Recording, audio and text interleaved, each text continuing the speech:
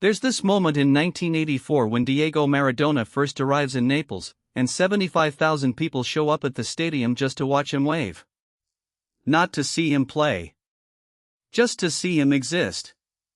And this is in a city that had never won a major trophy, a city that the rest of Italy looked down on, mocked, considered basically a third-world embarrassment. But now they had a god. Which is wild, by the way, because that's not sports fandom. That's worship. And worship, as we're about to see, comes with a price. Let's be clear about something right from the start. Diego Armando Maradona wasn't just great at football. He was the best player to ever touch a ball. Yeah, I said it. You can argue Pelé, you can argue Messi, but nobody, and I mean nobody, could do what Maradona did with a football. 5'5", built like a fire hydrant, but he moved like the ball was attached to his foot with string. The balance, the vision, the sheer audacity. He didn't just beat defenders. He humiliated them, made them look like they were moving through concrete. Maradona grew up in Villa Fiorito, which is basically a shantytown outside Buenos Aires. Poverty, dirt streets, the whole thing. Football was his way out, and by 15 he was playing for Argentina. By 22, Barcelona paid a world record fee for him. But here's the thing about Diego that was already becoming clear: he was brilliant on the pitch and chaos off it. Bar fights, injuries, hepatitis, conflicts with management. Barcelona couldn't handle him. So in 1984, Napoli swooped in and brought him to southern Italy. To understand what Maradona meant to Naples, you need to understand what Naples was. Southern Italy, looked down on by the wealthy north, high unemployment, crumbling infrastructure, organized crime running the streets. The football team, Napoli, had never won the Italian league. Never. They were the underdogs of underdogs. And northern teams like Juventus and AC Milan would come to Naples and their fans would wave fake money, mock the poverty, call them peasants. The resentment was deep, and it was real. So when Maradona shows up, it's not just a football signing. It's a statement. It's Naples telling the rest of Italy, we matter now. And Diego? He loved it. He loved being the hero, loved the adoration, loved that these people saw him as one of their own. A scrappy kid from the slums who made it. He fit Naples, and Naples fit him. For a while, it was a perfect marriage.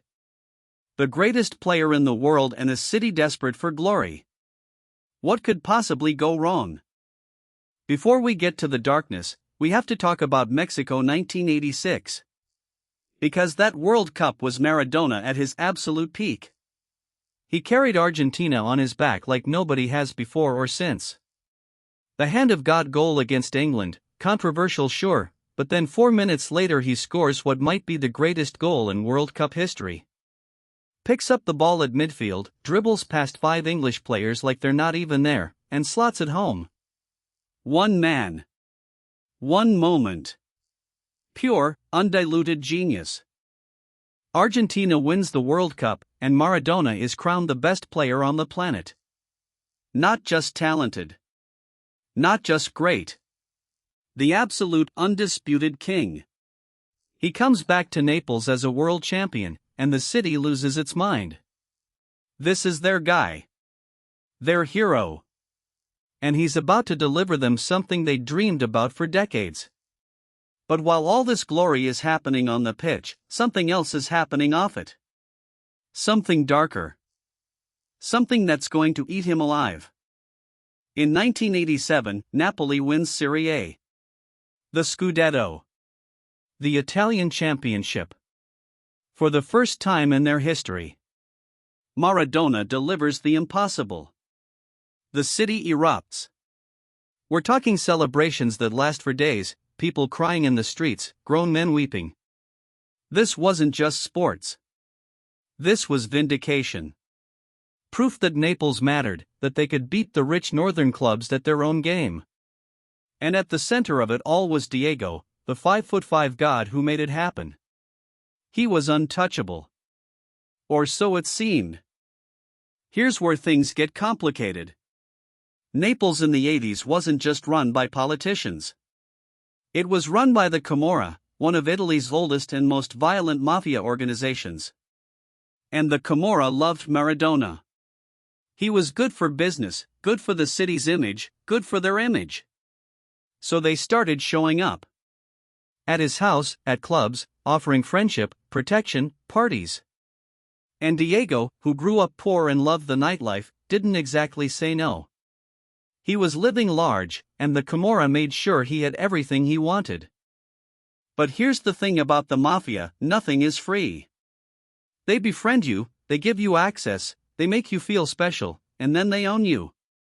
Maradona started appearing at parties with known Camorra bosses. Photos surfaced. Rumors swirled. He was in deep, whether he realized it or not. And the Camorra? They loved having the world's greatest footballer in their pocket. It gave them legitimacy, power, a connection to the thing Neapolitans loved most.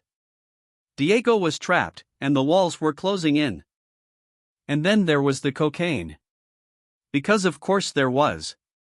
Maradona's drug use probably started in Barcelona, but in Naples it exploded. The Camorra controlled the drug trade, so access wasn't a problem. The parties, the women, the late nights, it all blurred together. And Diego was using heavily. Cocaine became his escape, his fuel, his constant companion. On the pitch, he was still magical, still winning games. But off it, he was spiraling. Fast. So you've got this surreal double life. On Sundays, Maradona is out there on the pitch at the San Paolo Stadium, performing miracles, threading passes that defy physics, scoring impossible goals. 70,000 people chanting his name like a prayer. And then Monday through Saturday, he's at a Camorra boss's villa doing lines of coke until dawn. It's unsustainable, obviously. But for a while, he pulls it off. For a while, the genius is enough to mask the self-destruction. In 1990, Napoli wins Serie A again. Another Scudetto. Maradona, despite everything, despite the drugs and the chaos and the Camorra and the late nights, is still the best player in Italy. It's almost unbelievable. Most athletes would have collapsed under the weight of what he was carrying, but Diego kept delivering. The city was ecstatic again. But this time, the celebrations felt different. There was an edge to them, a sense that the magic couldn't last much longer. And it couldn't. The 1990 World Cup was held in Italy, and Argentina made it all the way to the final. But the final was in Rome, and when Maradona and his Argentine teammates walked onto the pitch, Italian fans booed him. The same country that worshipped him in Naples hated him everywhere else. Naples had sided with Maradona over Italy in the semifinal against the Azzurri, which the North never forgave. Argentina lost the final to Germany, and Diego was devastated. You can see it in his face. The weight of it all, starting to crush him. After 1990, things in Naples started to fall apart. Maradona's relationship with the club got toxic. He was injured more, playing less, and when he did play, he wasn't the same. The drugs were catching up. The Camorra connections were becoming a liability. The Italian authorities were watching him. And Napoli, the club that once worshipped the ground he walked on, started to see him as a problem. The love affair was over, and the breakup was going to be ugly. March 1991. Napoli plays Bari. Random drug test after the match. Maradona tests positive for cocaine. And just like that, the whole world knows. It's not rumors anymore, not gossip from tabloids. It's official. The greatest footballer on the planet is a cocaine addict. The Italian Football Federation bans him for 15 months. Napoli suspends his contract. His career in Italy is over. 7 years in Naples, 2 championships, immortal status, and it all ends with a failed drug test. That's the story right there. Maradona held a press conference before he left Italy, and it was brutal to watch. He was angry, defiant, emotional. He blamed everyone. The Italian authorities, the club, the media, the city that he felt abandoned him. He said Naples gave him everything and then threw him away. And there was truth in that, by the way. But there was also the fact that he'd been doing cocaine for years, partying with mobsters, and refusing help. It's complicated. Diego was always complicated. He went back to Argentina, served his ban, tried to rebuild. But the damage was done. He was overweight, slower, the magic was fading. He played for a couple of Argentine clubs, had moments of brilliance, but it wasn't the same. The cocaine use didn't stop. If anything, it got worse. He was chasing something he could never get back, that feeling of being untouchable, of being worshipped, of being Diego Maradona the god instead of Diego the addict. Then came the 1994 World Cup in the United States. Maradona somehow made the Argentina squad. In the first 2 games, he looked reborn. Energized, focused, scoring goals, leading the team. People started to believe he was back. And then, after the second match, he was randomly drug tested again. This time, it was ephedrine, a banned stimulant. Another positive test. Another ban. He was sent home in disgrace, and that iconic image of him screaming into the camera after scoring, eyes wild and manic, became the symbol of his fall. FIFA banned him for 15 months. Again. His second major ban in 3 years. At this point, it was clear that Diego Maradona the footballer was finished. He was 33, addicted to drugs, unable or unwilling to stop, and the sport he dominated for a decade had had enough. He tried to come back a few more times, played a few more matches, but it was sad, honestly. Like watching a legend desperately trying to convince himself and everyone else that he still had it. He officially retired from playing in 1997, on his 37th birthday. His career was over. 2 World Cups, one as champion, 2 Serie A titles with a club that had never won before, countless individual awards, and a legacy as the most gifted number 10 in football history. But also, 2 drug bans, ties to the Mafia, a cocaine addiction that nearly killed him multiple times, and a fall from grace so complete it's hard to even comprehend. 2 careers in one life.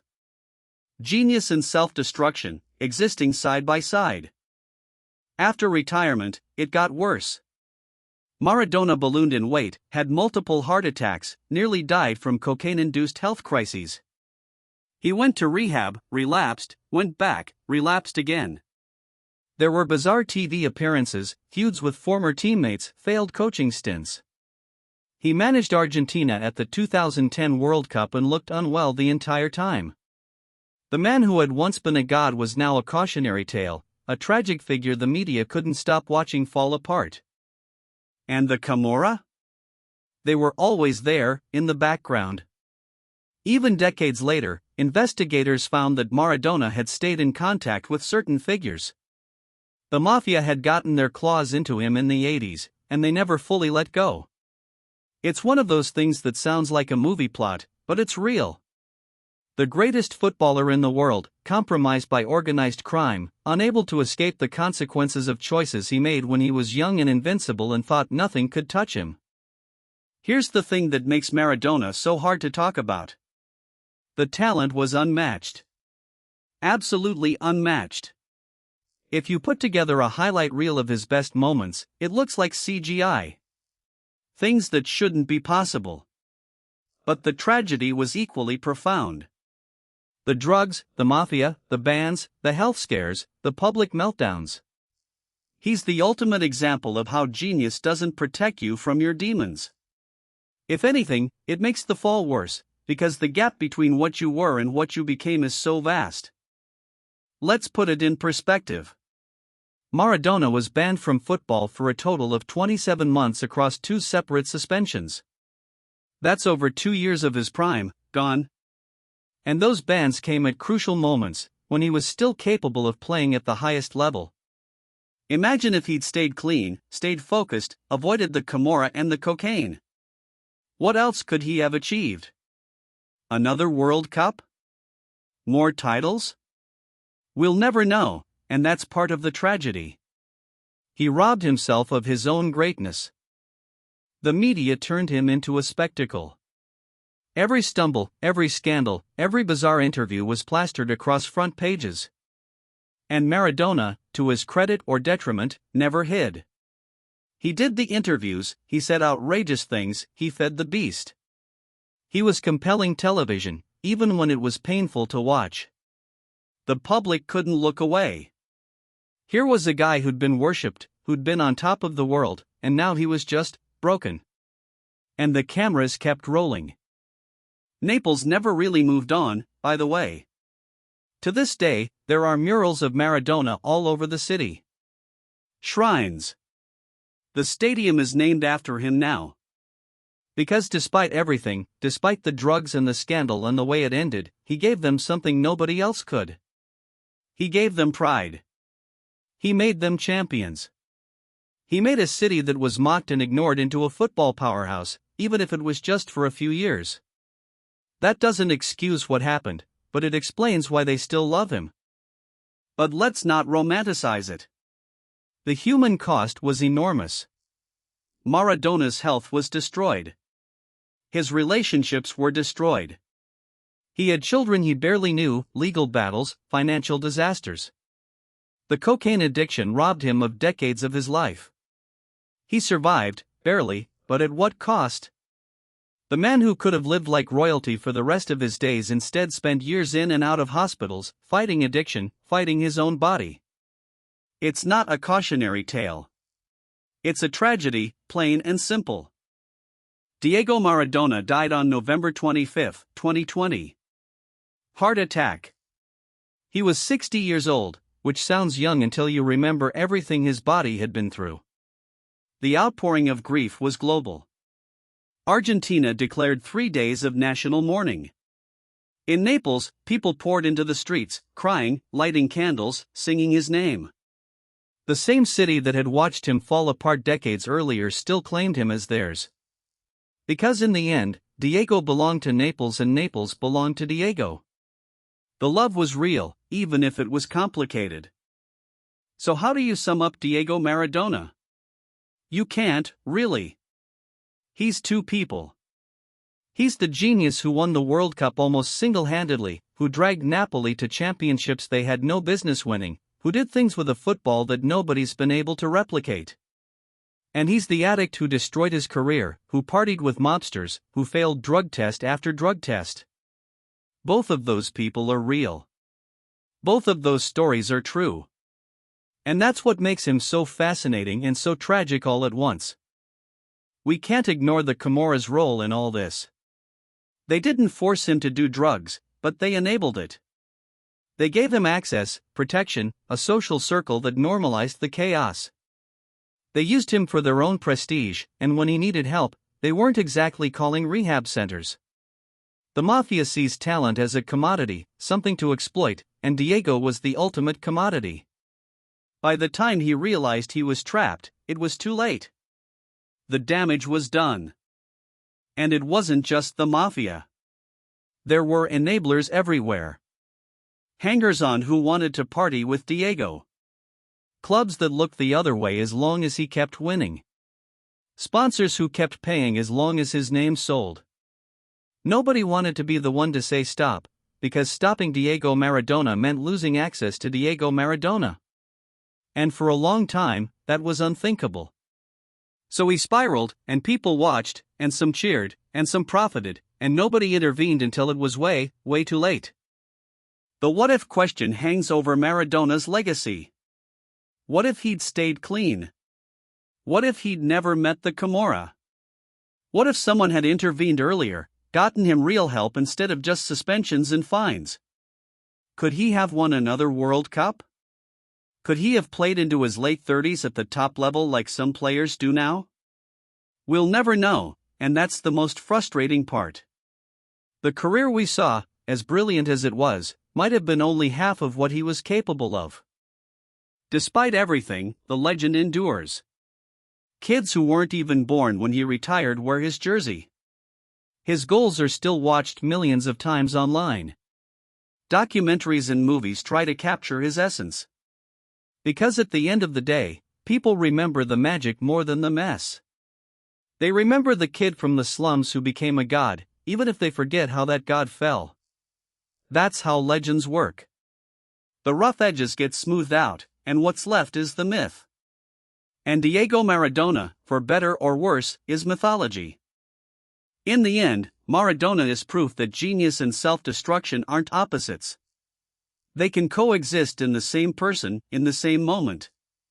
He was brilliant on the pitch and broken off it. He brought joy to millions and pain to himself. He was loved and exploited, worshipped and abandoned. The Camorra didn't destroy him. The drugs didn't destroy him. Diego Maradona destroyed Diego Maradona, with a little help from everyone around him who should have known better. And that might be the saddest part of all. There have been other great number 10s. Pelé, Platini, Zidane, Messi.